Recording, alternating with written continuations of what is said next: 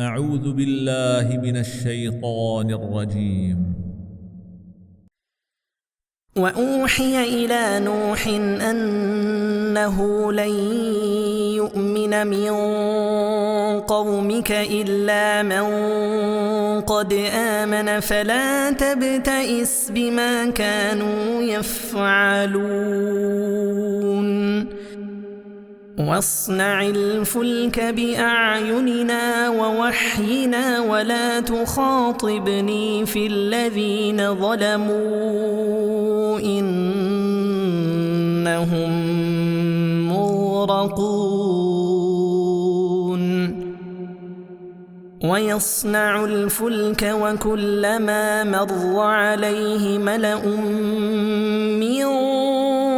قومه سخروا منه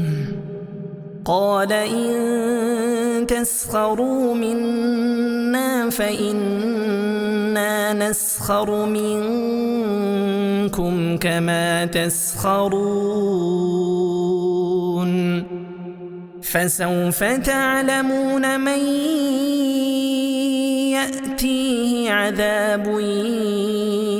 يخزيه ويحل عليه عذاب مقيم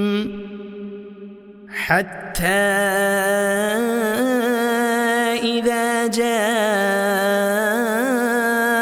أمرنا وفارت النور قل نحمل فيها من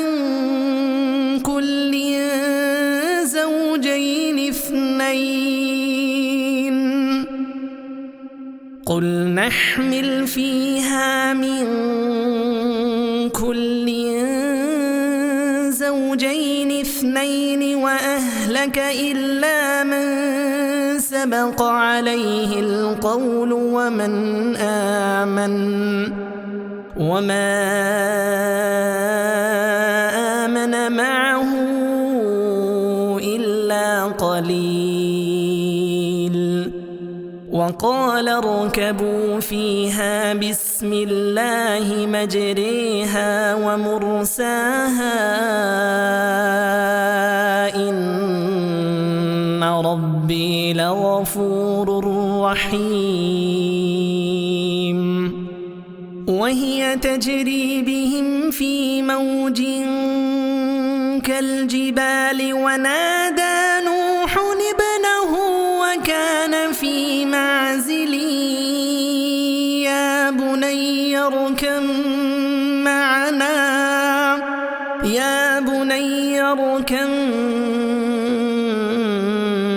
معنا ولا تكن مع الكافرين قال سآوي إلى جبل يعصمني من الماء قال لا عاصم اليوم من أمر الله إلا من رحم وحال بينهما الموج فكان من المغرقين وقيل يا أرض ابلعي ماءك ويا سماء أقلعي وغيض الماء وقضي الأمر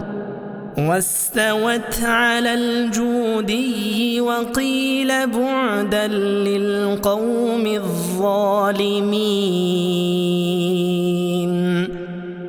ونادى نوح ربه فقال رب إن ابني من أهلي وإن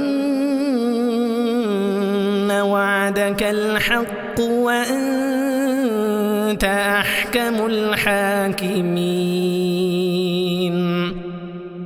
قال يا نوح إنه ليس من أهلك إنه عمل غير صالح فلا تسألني ما ليس لك به علم إني يعظك أن تكون من الجاهلين قال رب إني أعوذ بك أن أسألك ما ليس لي به علم وإلا تغفر لي وترحمني أكن من الخاسرين قيل يا نوح اهبط بسلام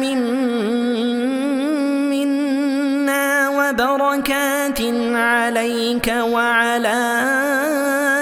أمم ممن معك وأمم سنمتعهم ثم يمسهم منا عذاب أليم تلك من أنباء الغيب نوحيها إليك ما كنت تعلمها أنت ولا قومك من قبل هذا فاصبر إن العاقبة للمتقين